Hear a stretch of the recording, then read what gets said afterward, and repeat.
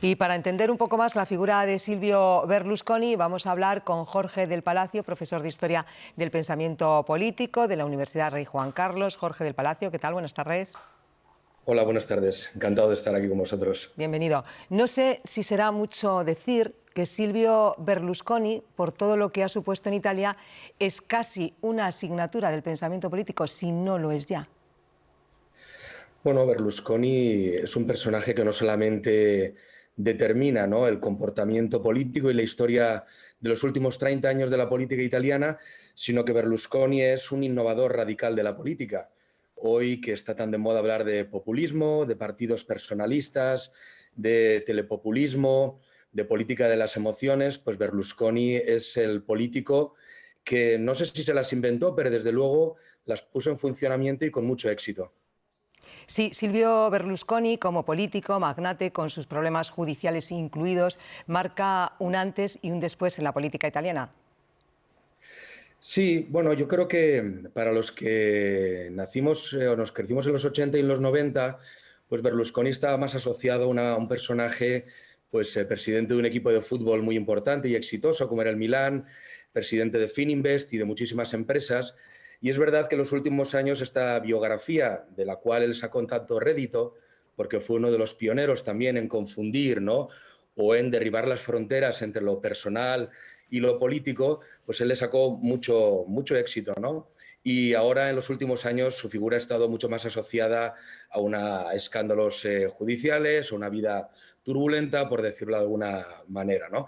Pero sí creo que es un personaje sin el cual no se entiende la política italiana de los últimos 30 años. ¿Y por qué Italia, a pesar de toda esa polémica que le rodeaba, no se despegaba de Berlusconi? Hasta 3 veces primer ministro. Es una paradoja, por otra parte.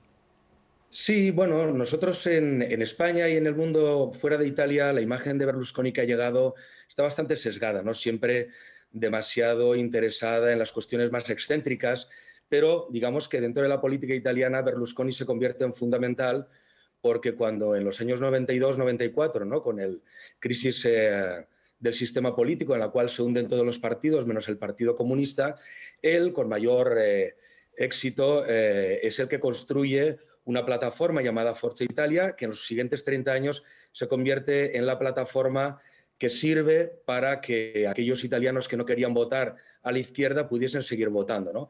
Entonces, a Berlusconi, si hoy en Italia hay un sistema, digamos, bipolar, de donde hay un bloque de derechas y un bloque de izquierdas, que a ese bloque de derechas se haya mantenido en pie se debe a Berlusconi. Todo se ha dicho, él puso en marcha un partido llamado Forza Italia de la nada, pero es verdad que sus seguidores siempre han comentado que hace mucho tiempo que tenía que haber dejado las riendas de su partido una vez institucionalizado, ¿no? Y el declive de su carrera política también tiene que ver con que, bueno, su persona se ha ido acabando por una razón biológica casi. Sí, profesor, le voy a leer por encima algunos titulares de la prensa española. Por ejemplo, El País dice: el hombre que definió la Italia del siglo XXI. El Mundo, el padre del populismo moderno. ABC, magnate y primer populista de Italia.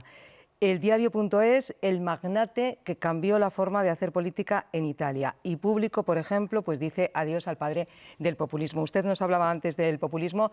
¿Es tan clave como precursor del populismo Berlusconi? Sí, bueno, una cosa curiosa para los que trabajamos en el mundo universitario es que la etiqueta de populismo es relativamente exitosa desde hace pues una década, ¿no? Y Berlusconi es objeto de estudio desde el momento en el que salta a la política. Con lo cual antes se solía hablar de Berlusconi no tanto como un populista, sino como el precursor de la antipolítica, ¿no? Alguien que se legitimaba o legitimaba su entrada en política como un regenerador del sistema político precisamente porque no venía de la clase política profesional o porque hacía carrera contra la clase política profesional, ¿no? Digamos que eso hoy, desde la lectura que se hace del populismo, encaja muy bien porque él se hacía, digamos, representante del pueblo, de la sociedad civil, frente a una élite política profesional que se dedicaba, según su discurso, a generar problemas que simplemente no solucionaban el problema de los italianos, sino que servían para perpetuar los intereses de la clase dirigente. En ese sentido, Berlusconi, sí, si no es un populista, puede considerarse perfectamente un protopopulista.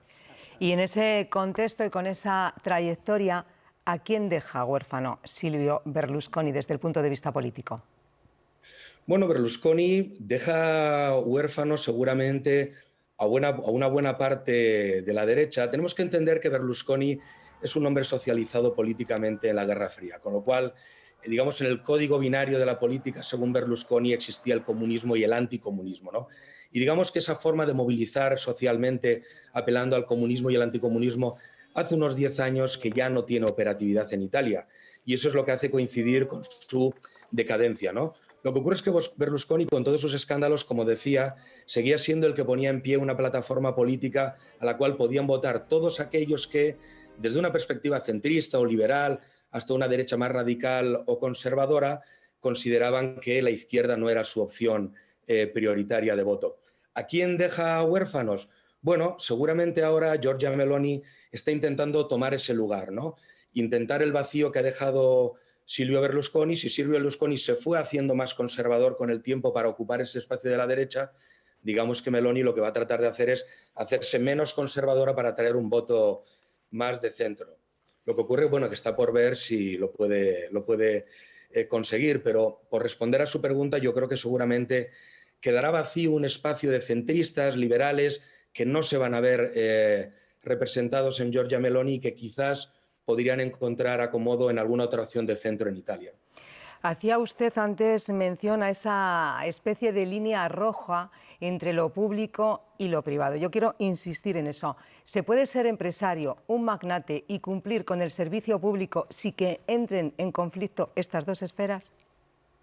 Nunca. Berlusconi, toda su trayectoria política ha estado marcada por el conflicto de intereses, ¿no? Yo he estado buscando antes el número de juicios en los que hubo acusaciones en las que había tener hecho frente y son muchísimas. Ya desde el año 96, cuando se presenta, tiene que hacer frente a una acusación por financiación ilegal, curiosamente del Partido Socialista Italiano, porque mucha gente se le olvida en España que Berlusconi, su primera asociación política es como financiador y del Partido Socialista Italiano de Bettino Craxi, ¿no? Pero evidentemente Berlusconi, una de las razones que le llevan a entrar en política es salvar sus negocios.